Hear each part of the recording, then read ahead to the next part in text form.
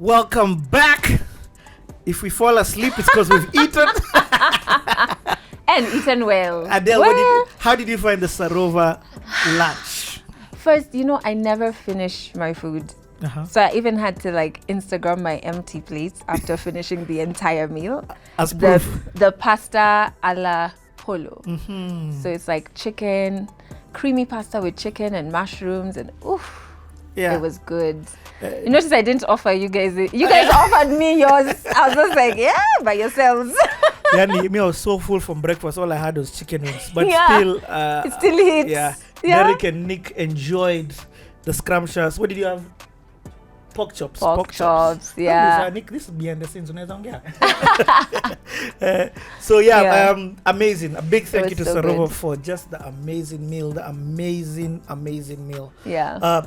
By the way, every Sunday at Sarova, the video that just played in the beginning of this, every Sunday at Sarova, there's a brunch. Amazing food, like different stations. Yeah. Salad bar, sushi bar. There's got meat like crazy. Wow. Prawns, nyam chom chicken, name it. There's the kids side. It's just, if you're looking for a place to cook, biryani, shawarma, to name but a few. I can't even finish mentioning everything. I've not even talked about dessert and the rest. Right here at the Sarova, every Sunday from 12 o'clock to 4 o'clock. Okay. This video I played it in, I started getting a lot of phone calls. Guys, Nesenda Sarova Kesho, Kukula. Yeah, because you see food, you just get hungry. So the meal we had today is actually from the restaurant, which is downstairs. Wow. So that you can come anytime and just have. But the special, trust me, you want to come for the Sunday brunch. Just call, reserve, all details in the comments and description. Let's continue with this amazing story. Yes. But I had to always say a big thank you. Yeah. And I thought, still on your brunch, I actually made a mental note to try and figure out when to come for it. Yeah. When I watched the Big Ted episode, one of the videos, you mentioned the brunch, and I was like, okay, I need to come. Note to self. Come for it. Yeah. So let's continue the story. So where we left off this story was a bit of a sad place. So I want you to take it on from there. So now things are getting a bit difficult or confused at 1FM. Yeah. Vision wise, and then suddenly then your mom passes on. Yeah. And I think even it happened in the reverse. I mean, I knew there were certain things going on in 1FM that I was like, where are we going? Whatever. But I think I still had that naivety of, I was like 22 now. And I still was a bit naive about workplace and what I want as an employee, what I want from a career, you know what I mean? But then my mom was, as I mentioned, had been diagnosed in 1999 with breast cancer. So she had fought it on and off all of those years. And this time it came back a bit too rigorously, and it spread. And so I remember, my mom passed away on the 31st of March 2012. And I wince while saying that because I've learned what my mind does is with dates that have trauma, it erases them. So there are moments where I can't remember the actual day. There are times I'd have to write it down so that I keep remembering, or save some things that has the date, whatever. And so which was it was a Saturday morning. I still remember it was Saturday morning. She had traveled to see my grandmother. So my ancestral home is in Ugenya, Siaya, which is 1 hour or so away from Kisumu. Yeah. And so she had traveled, and I remember I'd called her because she was still going through treatment. And I'd called her and I was like, is this really the time to be traveling? And I was kind of like being the parent in that moment, and she just laughed it off and whatever. But I don't know. I sometimes I think that she knew, what was going on. And so she went to see my grandmother, and she developed complications. By the time they got her to the hospital in Kisumu, she had already passed away. Now, at this point, my mom was now not working at Kenya Breast Health Program anymore. She was working at the National Commission for Integration and Cohesion. No, National Cohesion and Integration Commission, NCIC. And she was the vice chair. So now she's doing a lot of things nationally. And even a couple of days before she died, she had gotten various leaders like Raila and a few other key people to sign this Kenya Kwanza kind of like petition or whatever, to say that they were going to put Kenya first, which of course they're still failing to do, but here we are. But that's who she was. She was working like to the very end.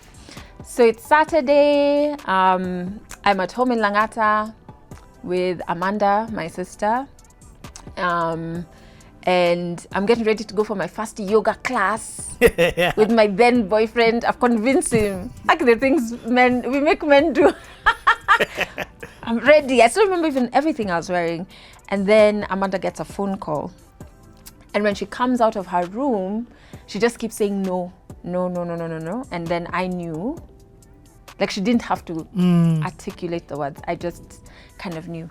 And it's funny how shock works with different people, because I went into like rationalizing things.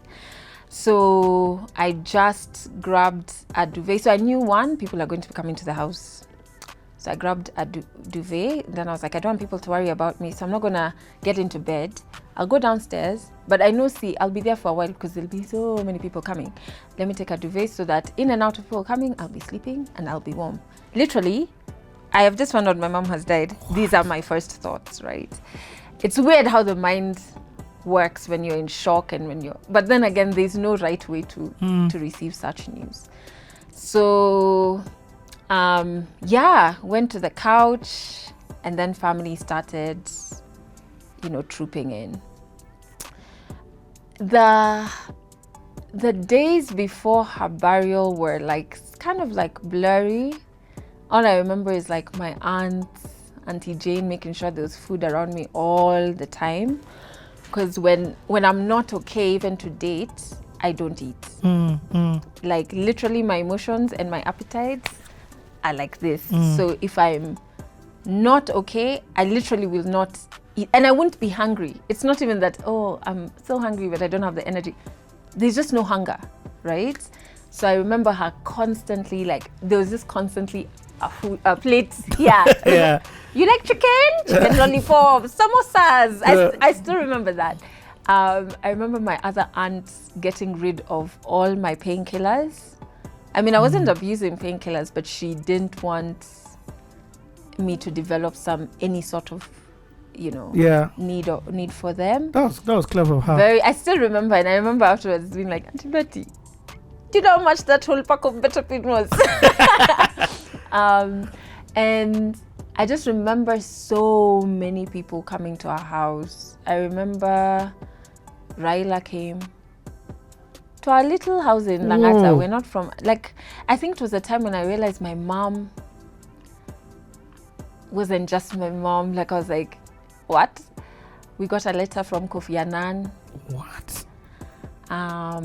Then of course Yvonne Chaka Chaka flew in. Yeah, I remember you came to Kenya. And I was just like, wait, when was she doing all of these things? Like, she was always here for me, so when was she impacting you people's lives? When was that happening? Not to say that only when certain huge names come through is when there's impact, but I was like, what? This woman was, what? This is crazy. But the funeral, before the burial, there's a lot of noise. Everyone is around you. Everybody's checking up on you. People are sleeping over. There's always someone around. So you don't have a chance to understand how empty life is going to be without this person. And then you travel shags, you do the burial, and then you come back to this house where you used to have dinner with this person. Or when you came back from work, you used to first thing go into her room. When you woke up in the morning, you used to, when you were leaving the office, you used to call and say, I'm on my way home. And then now there's just a number in your phone and you can't call this person. Yeah.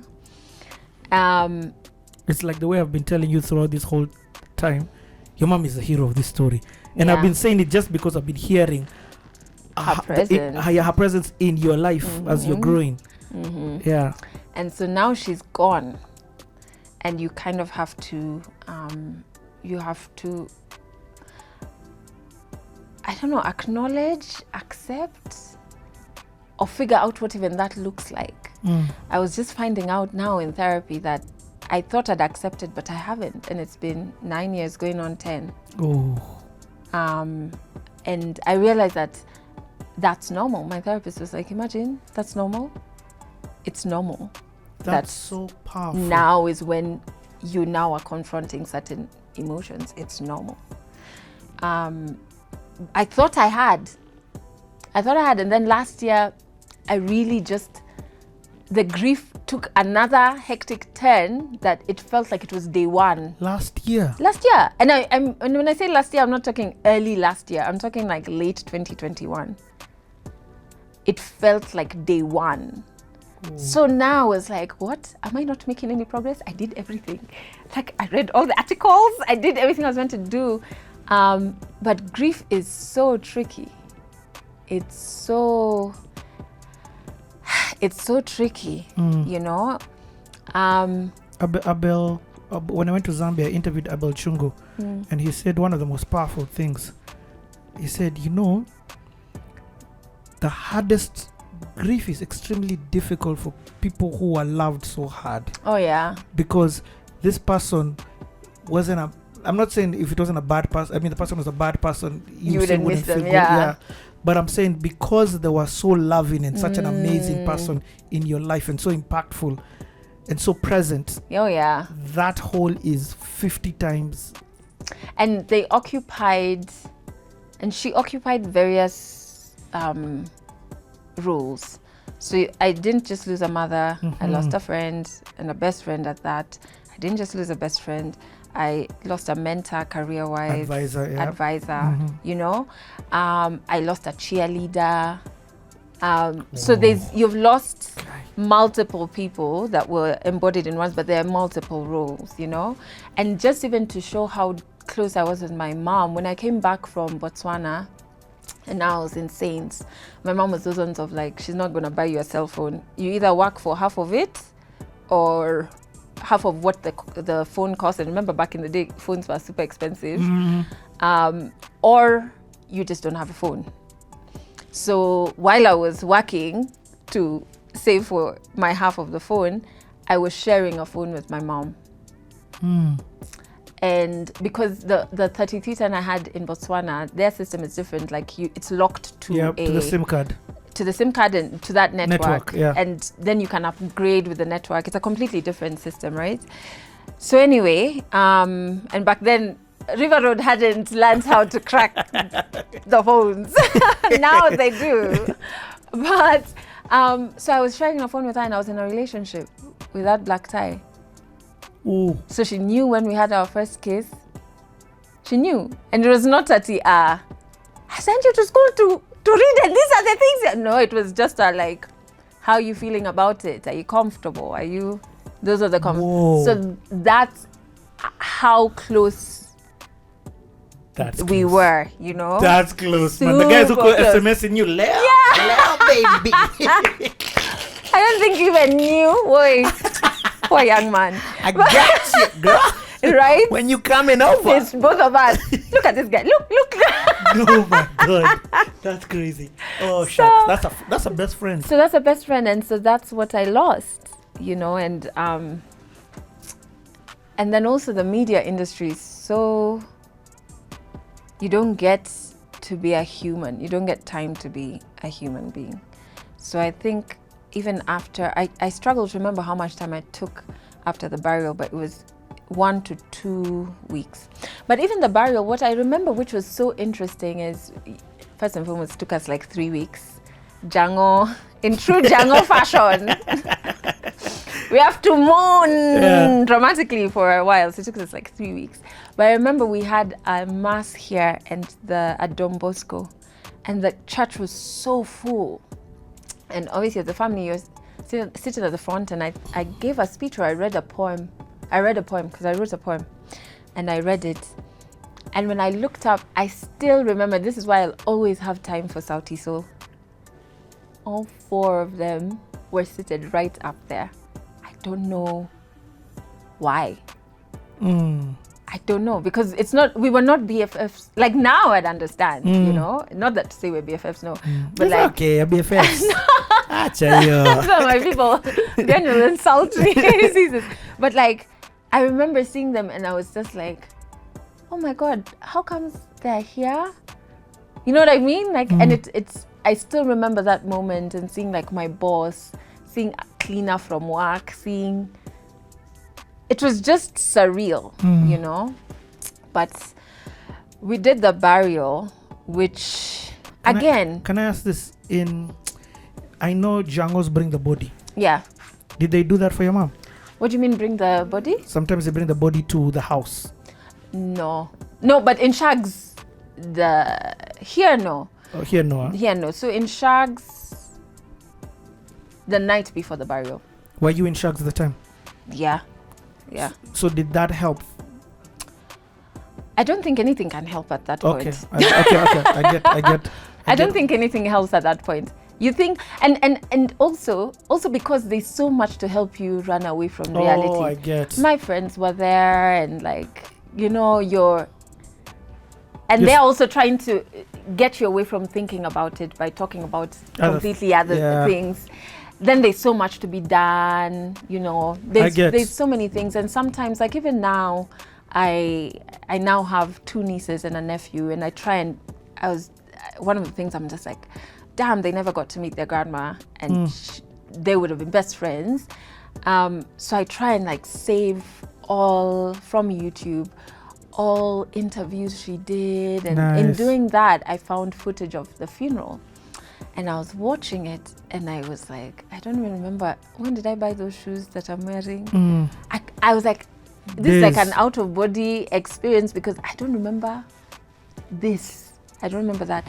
So the burial happened.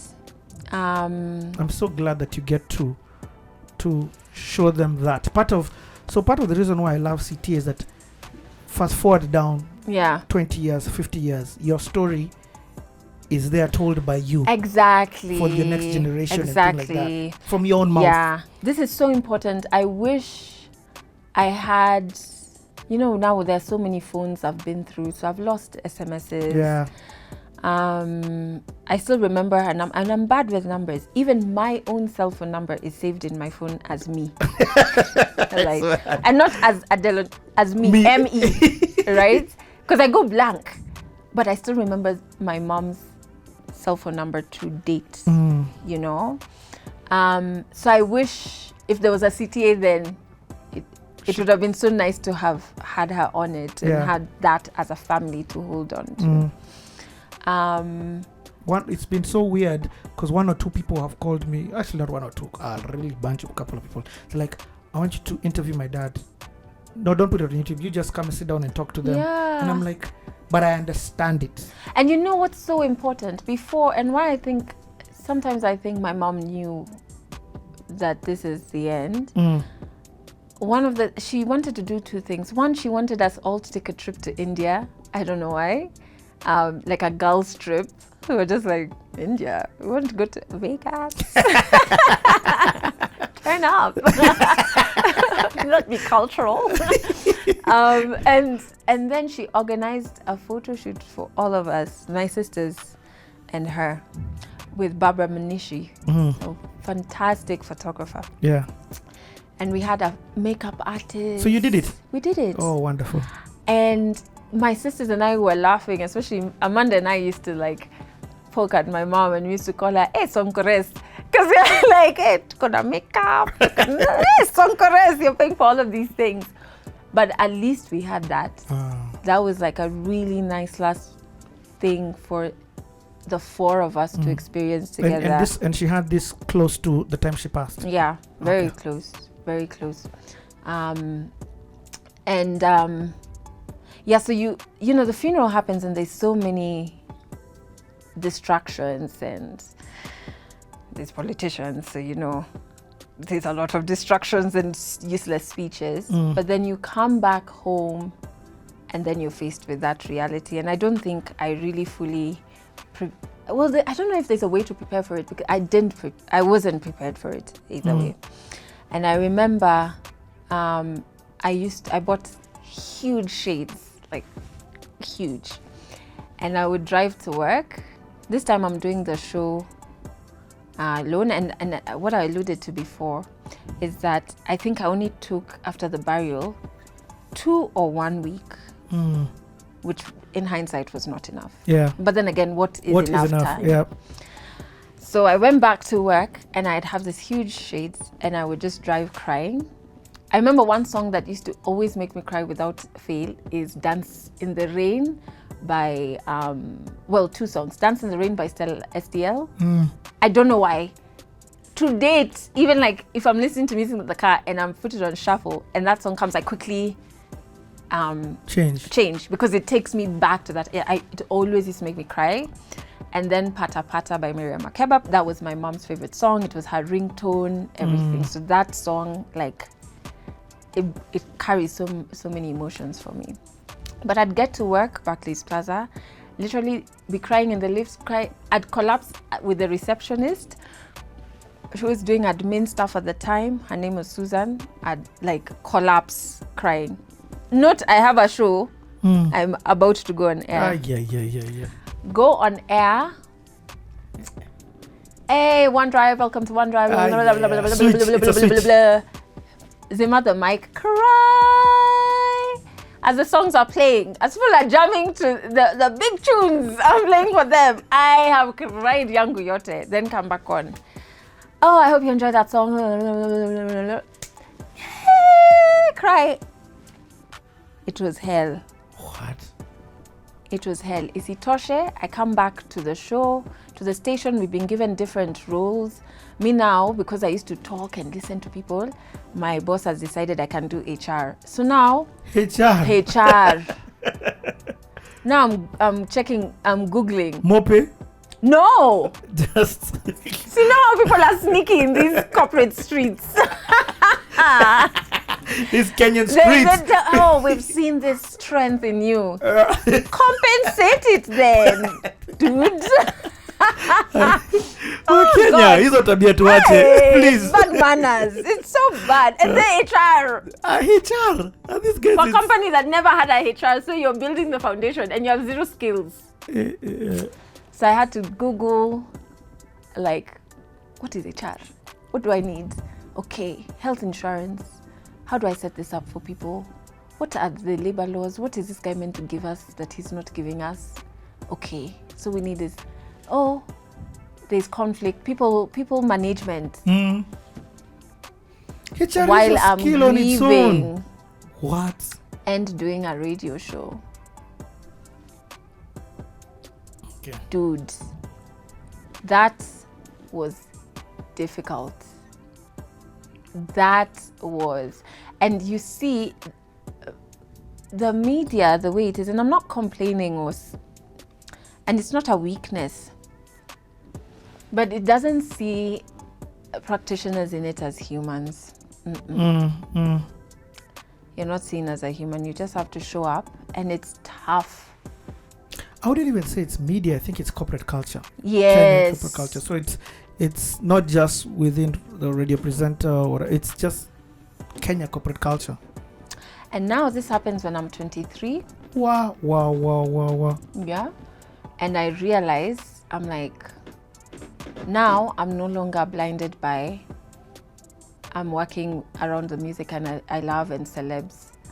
Now I'm like, crap, I have to adult, I have to think of bills. Not to say we weren't shipping any bills, but like I have to actively think about bills. I have to actively think about, health insurance. I have to think about all of the adulting things that you have to think about. So even my attitude towards this job changes. So I started having conversations with my boss about, better compensation. By this time, he's increased my pay, but that's not enough. I'm like, what are the benefits, what is where is this job going to go to? Am I going to be on as a presenter throughout? So where is your company growing to, so that I see where I fit into that plan? And if I don't, I need to figure out what my plan is, you know?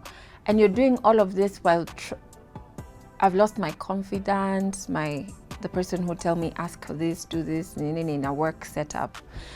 And it's tough. And you have to, then at 3 p.m., you have to turn on the mic and sound happy. You have to sound happy. It was, it was very tough. It was very, very tough. And I don't even know how I negotiated it. I don't know. I think I was just putting one foot in front of the other and taking every day as it came. And in Langata, by the way, are you living with Amanda? Any of your sisters, or both of them are out? I'm now living with Amanda. Okay. Because my sister by the time was married, and my elder sister was married and living elsewhere. But we were very still close. Yeah, because they're the only other people who can understand what it is that you're going through. And even with grief, it's so weird. Each of us had a very different, because my mom met each of us where we were at in terms of personality and who we were. So we each had a very different relationship. Unique relationship. So that made, and still makes, our grief very unique. So it's really a lonely journey. No one can work it for you. So it doesn't matter whether this person had the relationship with this person. No one can work it for you. No one. And I keep saying it to date, I would never wish the death of whoever your primary parent is. I would never wish that on even my greatest enemy. I would never. It's, I mean, 9 years on, and here I am feeling emotions as fresh as day one. 9 years. A kid has been born, they've gone to class 1, class 2, class 3. Here I am, you know? So that was very difficult. So she died March 2012. And then towards the end of 2012 is when I think I'm driving to work. Then I get, now I used to do this thing. Uselab nimbaya. I used to do this thing that I don't pick calls from numbers I don't know. Adulting. Because there's just some days nowadays I don't do that, but it's not out of, it's when I'm having a tired day or like now with business, I pick every call. You don't know who that person might be. Could be your next advertiser, you know?